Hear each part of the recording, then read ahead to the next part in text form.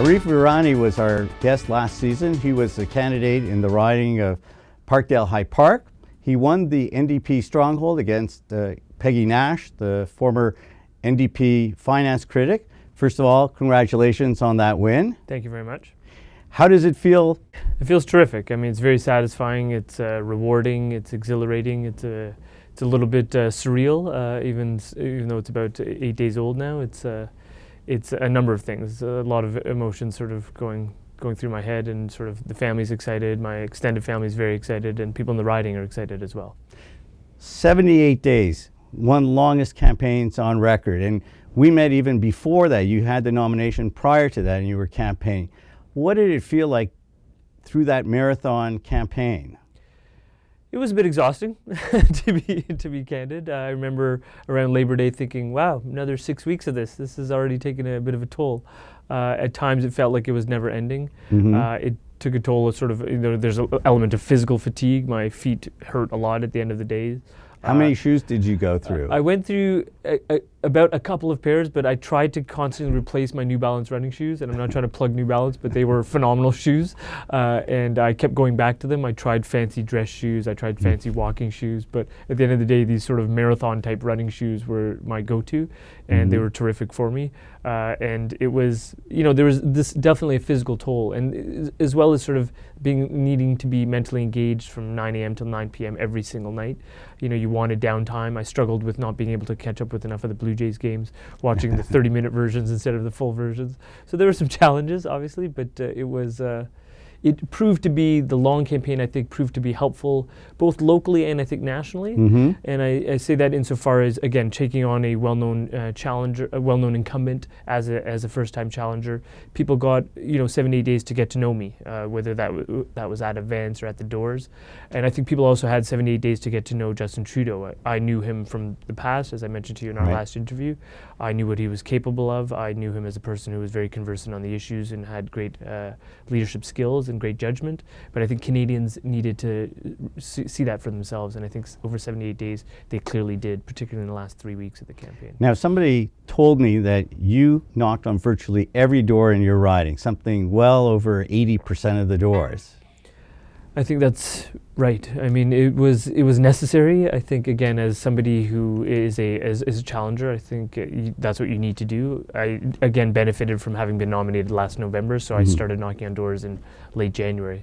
But I think people appreciated that, because by the end they started to say, well, I met you 2 or 3 times now, and at the subway stop or at the farmer's market, you came to my door. So I think they at least appreciated that sort of tenacity. So Prime Minister-elect Trudeau was the next day at subway stations in his riding and meeting people without a huge entourage and just saying thank you, similar to what you're saying that you did in your riding. And I think that's a testament to the man himself. I mean, it's quite incredible. I was getting fatigued traveling an 8 square kilometer riding called Parkdale High Park.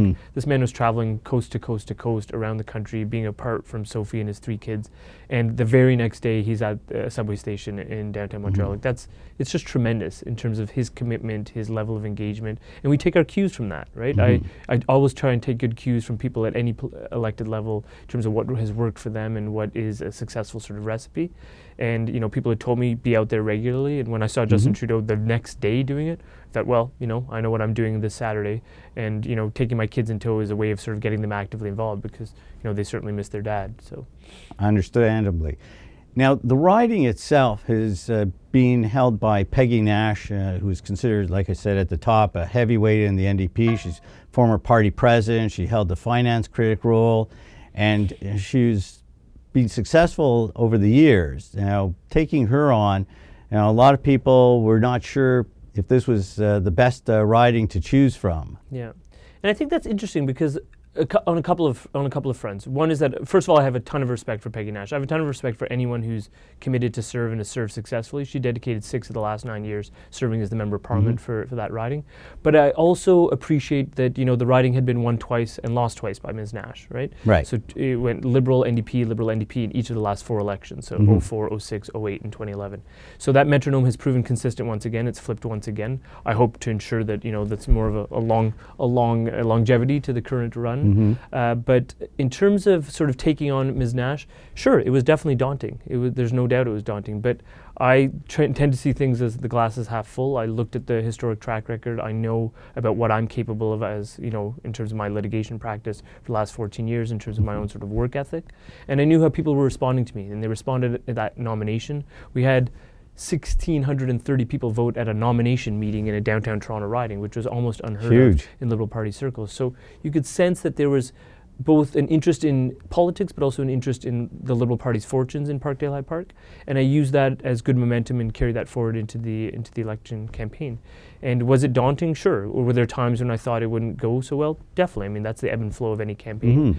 But I remained optimistic in terms of also sort of my social justice orientation and what I brought to the table. So when people learned about, me being a refugee, when they learned about me being a war crimes prosecutor, when they learned about constitutional law and human rights law as a background, when they learned about me being a father of a young family, being an active community volunteer, that all had good traction at the door. So unless people were bold-faced lying to me, which as it turns out they weren't, there was a sense of, there is some traction and some resonance for both what I'm bringing to the table and also what the party is bringing to the table in terms of policies. And as more of those got revealed, it became more and more of a sort of a steady momentum that was building.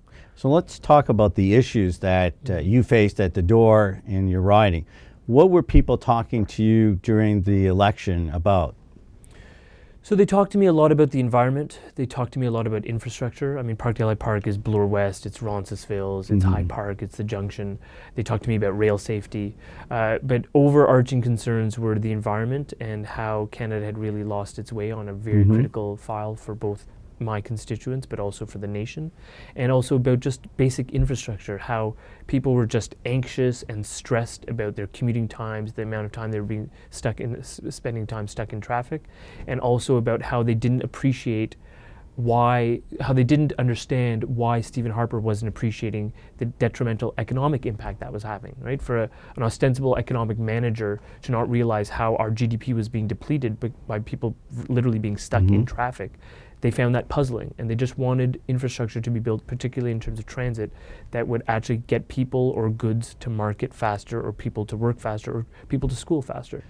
So talking about the NDP, in the last election, we saw something called Layton mania. In the last weeks of the campaign, Jack Layton's campaign caught on fire, huge crowds, a real sense of momentum, and as a result, they had a huge win, not a government, but they became the official opposition, and the rest is history with regard to Mr. Layton, unfortunately. This year we're seeing with Justin Trudeau a resurrection, I guess, of Trudeau Mania 2. With when did you sense things were kind of changing, the dynamics were changing? I understand that Mr. Trudeau came into your riding in the last week of the campaign. You could analyze it from a couple of ways. I think sort of that the steam that Justin brought to the campaign and sort of in what he was doing for the party, dates back to his time when he was first elected as leader. I think we were always confident in it. I think more Canadians need to be exposed to him to understand sort of what he brought to the table. It was definitely galvanizing. It was definitely tremendous in terms of the momentum. I think with each and every debate, he got stronger and stronger. The French debates were flawless. I think, and that actually brought back a lot of nostalgia for me because Justin, Mr. Trudeau and I know each other from the McGill Debating Union 24 years ago. And I remember very clearly that his aptitude and his skills at debating in French were far and above all of the rest of us. There were many Anglophones at McGill, for example. So I found that kind of comforting and a bit nostalgic. But in terms of sort of like a palpable shift, it was almost around sort of 3 weeks left, 2.5 weeks left. I was spending time in parts of the riding that hitherto had not been sort of strong Liberal polling areas. We had sort of different areas where we knew we would do better than not. But places like Parkdale and the Junction, people were stopping me in the street. They were talking to me about both myself as an individual, but also about Justin Trudeau by name. There were high fives exchanged. People were calling out his name, smiling. That excitement started to sort of take hold. And I think people realized that there was a movement afoot for change, and that Justin Trudeau could be the harbinger of that change. And it was very, very encouraging. It was great for me. It was great for my team. It was great for the volunteers because people sensed something moving. And I think his visit to the riding in the last week, we were down in Parkdale on Queen Street at a bar called the Cadillac Lounge, and it was packed. absolutely packed. When I got there, they were still screening people to get in, and there were maybe 200 people in line outside just waiting to get in, and that to me was a terrific sign of something afoot, that people could sort of taste it, so to speak. Now you're going off to Ottawa next week for your orientation and waiting to hear when the House will be recalled. What are going to be your priorities when you're up in Ottawa for your constituents in Parkdale High Park? Yeah, it's a great question, and it's I've got sort of my pet issues. I've got, I think, issues that are important to the riding, and when they nicely coalesce, it's terrific.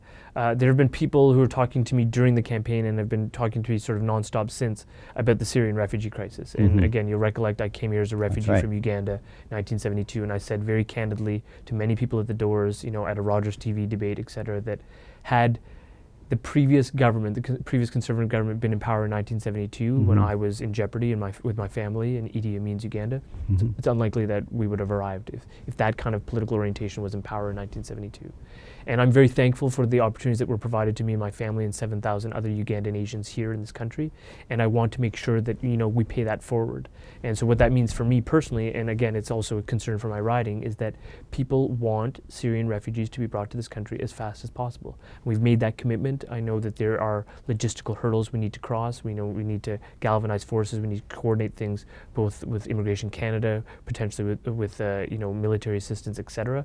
But where there's a will, there's a way. I take Mr. Trudeau at face value when he said he's committed to that. I'm very committed to it. So that's something that I will actively be trying to work on and promote.